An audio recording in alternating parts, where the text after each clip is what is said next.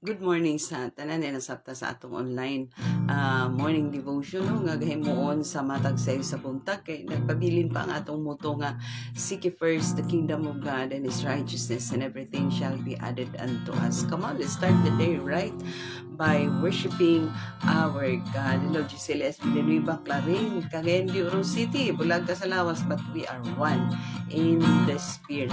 Amen.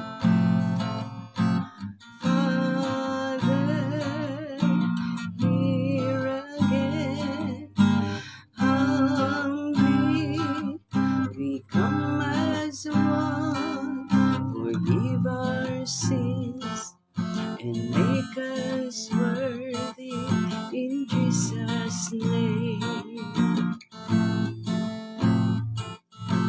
Father, have mercy. Heal our land, hear our cry. The world is hopeless. Apart from you, we are nothing. This is our prayers. This is our song. This is our cry inside our hearts,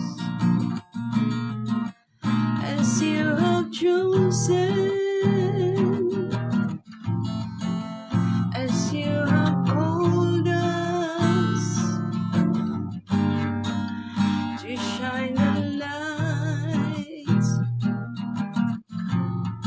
into the world. Oh, Father, here again, humbly we come as one. Forgive our sins and make us worthy in Jesus' name. Father, have mercy. Heal our land, hear our cry. The world is hopeless. Apart from you, we are nothing. This is our prayers. This is our song. This is our cry inside our hearts, as you have chosen, as you have called us to shine the light into the world. Oh God, we give you praise, we give you glory, we give you honor, God. Hallelujah. Oh, this is our prayer, God. This is our prayers. This is our song. This is our cry inside our hearts, as you have chosen, as you have called us, oh, to shine the light into the world. This is our prayer, God. This is our prayers. This is our song. This is our cry inside our hearts. Oh, as you have chosen, as you have called us to shine the light into the world, to shine the light into the world, oh God, to shine the light into the world, oh Jesus, oh God, to shine the light, oh, into the world, to shine the light, to shine the light into the world. Dalaygon ka, Lord, sa walay katapusan ng han. Tapos kagyog Ginoo nga daygon kinaya. Sa nang panahon, Lord, sa nang oras, sa tanang adlaw, Lord. Salamat o salamat kay Ginoo, Lord, nga imong gipukaw, Ginoo, gipapukaw pa nimo ang among mga mata, imo pa ming gipapangon, Lord. Thank you kay niya na bisan pa kalidad malinaw nga katulog nga imong gi-provide kanamo tibok gabi, O Lord. Thank you kayo bisan pa man, Ginoo, Lord.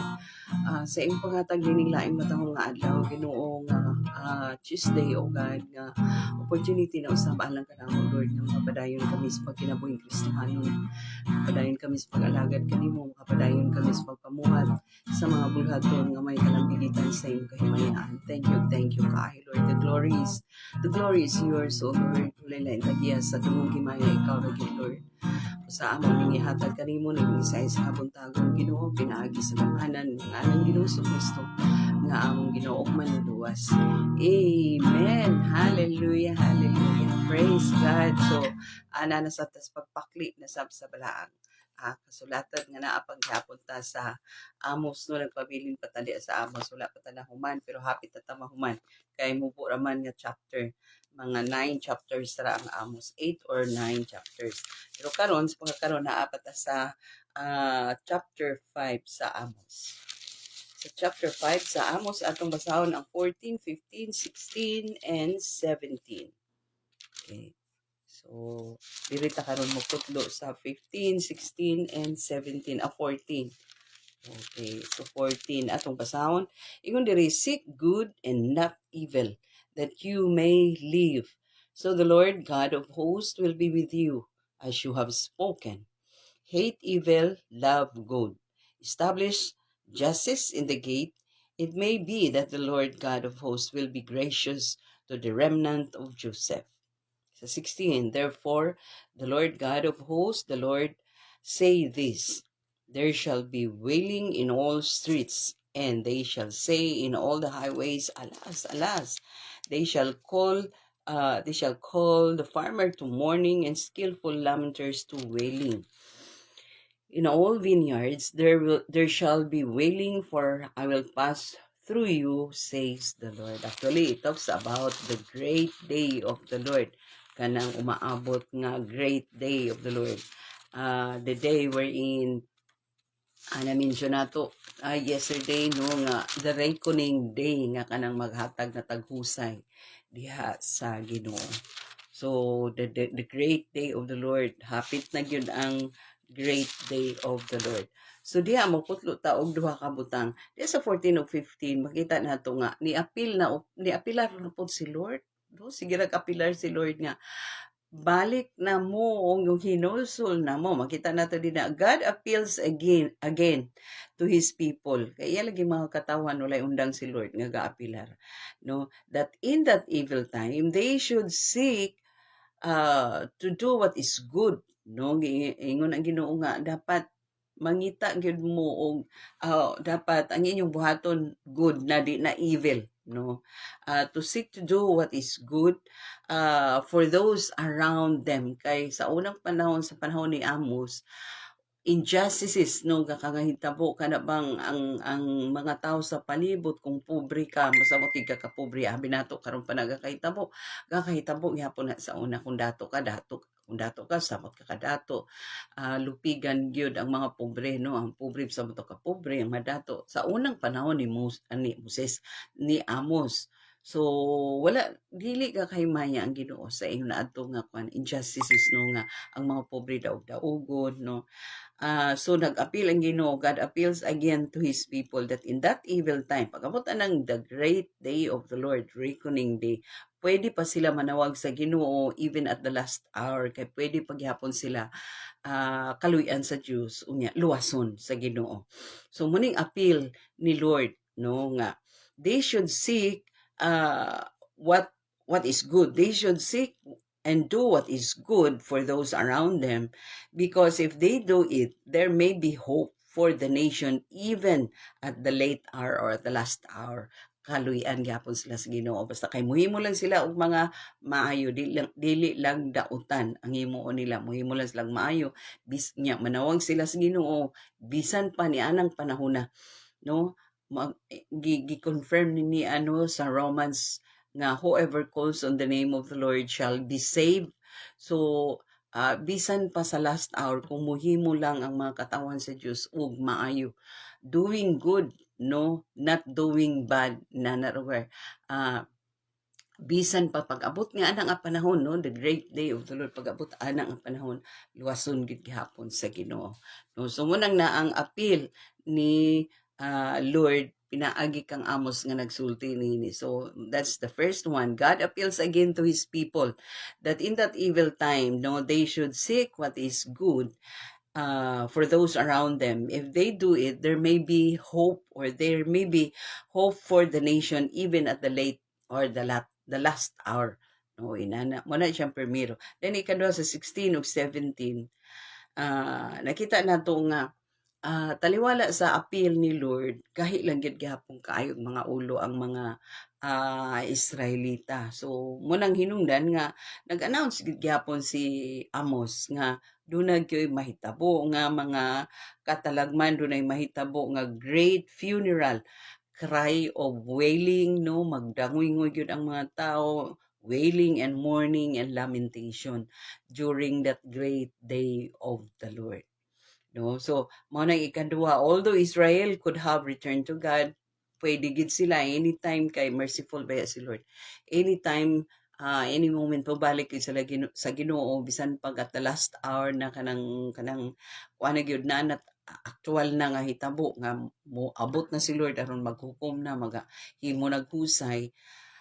Bisan pa og kaning ana na last na murag apikin na ang panahon, pero kung mo balik sila sa Dios, manawag sila sa Dios nga muhimo silang mga maayong butang, nawaton gid sila sa Ginoo, sayloon gid sila, restore gid sila balik sa Ginoo. Pero si Amos nag-ingon nga although Israel could have returned to God, but they could not, or they would not, dili gid sila mobalik. So as a result, makita nato diri, Amos announces that a great funeral cry of wailing and mourning and lamentation will happen. No, mahitabo gid gihapon. So, whether mo balik kita sa Dios o sa dili, no, maabot gid ang panahon nga maghukom gid ang Dios. No, so moabot gid ang panahon nga great day, final day, murag inaana nga maghukom gid si Lord. So, daghan na kaayo nga mga warnings, daghan na kaayo mga signs sa gipakita ni Lord sa iyang mga katawhan. Appeal ta na included ta because we are gitawag man ta nga spiritual Israelites, no. So daghan na kaayo sa nga tanan, if they will continue not to return to the Lord, not to cry out to the Lord, pag-abot sa panahon nga great day, hapit na raban, no. Dili gid gyapon nila madawatan kung dili sila mobalik sa Dios, no.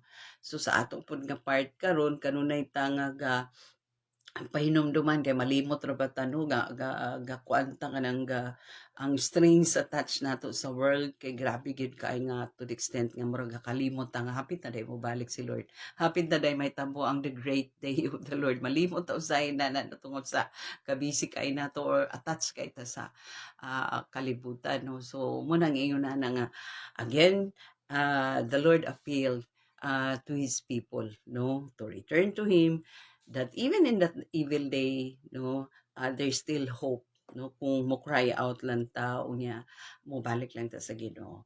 Amen. O kay baluta unsa ang great day of the Lord nga mahitabo nga dunay mga pagdanguy-nguy, dunay mga ayon ni Amos diri nga that a great funeral cry of wailing, mourning, and lamentation will happen during that great day of the Lord. Amen. Now, natin nakutlo karon no sa atong mubo nga pag exhort sa pulong sa Ginoo magampo ta. Labing balaan gamhanan mahigugmaon langit no namo amahan nagapasalamat kami kanunay sa imong mga pagpahinumdom kanamo amahan sa mahitungod sa the great day of your coming, O God. Salamat ug salamat kaayo Lord kay from time to time gaka-warningan gid kami nimo Lord. Salamat kay niana Lord. Busa nining adlaw Lord, naga-pray kami alang sa mga kaigsuunan nga manarbaho karon sa opisina man. Ikaw magatabang gayon Ginoo nga sa matag adlaw malahutay Ginoo sila sa ilang pagpanarbaho Lord. Bisan unsa ka lisod sa trabaho, bisan unsa ka apiki kaayo nga trabaho nga ipangsangon sa ilang abaga Lord, sa ilang mga boss, makaya nila Lord. Mga kaigsunan usab nga nag-desire nga makaangkon Ginoo posisyon sa opisina amahan, as long as they continue to honor you Lord, ikaw magagrant ni ana amahan. Salamat kay Lord. Bisan pa man Ginoo naga-pray kami sa mga kaigsuunan namo nga estudyante, elementary, high school, college. Ikaw magatagbo sa ilang mga panginahanglan, mga balay-ronon, O Lord, ug labaw sa tanan ang gikinahanglan nila nga comprehension, strong comprehension masabtan ang mga leksyon o makapasar sa mga exam, labi na kay final exam na Lord, kay closing of classes na. Sa mga teacher usab Lord, tabangin usab sila Ginoo nga makaya nila ang pag-atiman sa mga kabataan ugad o makaya nila ang pag prepare sa ilang mga reports Ginoo alang sa closing of classes. Bisan pa man sa mga igsuunan amahan nga na ay mga online nga trabaho Lord, ikaw magapanalangin usab kanila ug magatudlo kanila Lord nga i-honor ka kanunay diha sa ilang trabaho sa online. Sa mga kaigsunan usab nga naay mga business nga gipang-manage. Lord, thank you usab kaayo Ginoo nga ikaw magatabang kanila nga mag-asenso ang ilang mga negosyo nga gipang-manage Lord. Ug tuloy sab sila Lord to honor kanimo amahan diha sa ilang mga pag-manage sa ilang mga negosyo, O God. Salamat ug salamat kaayo Lord sa imong manifest presence Ginoo nga padayon makiguban kanamong tanan nining adlaw Ginoo nga Tuesday, O God. Busa dawata ang among mga pagpasalamat, Lord, mga pagdaig paghimaya, pinaagi sa gamhanan, nga ngalan Ginoong Kristo nga among Ginoong maluluwas. Amen. God bless us all until next morning.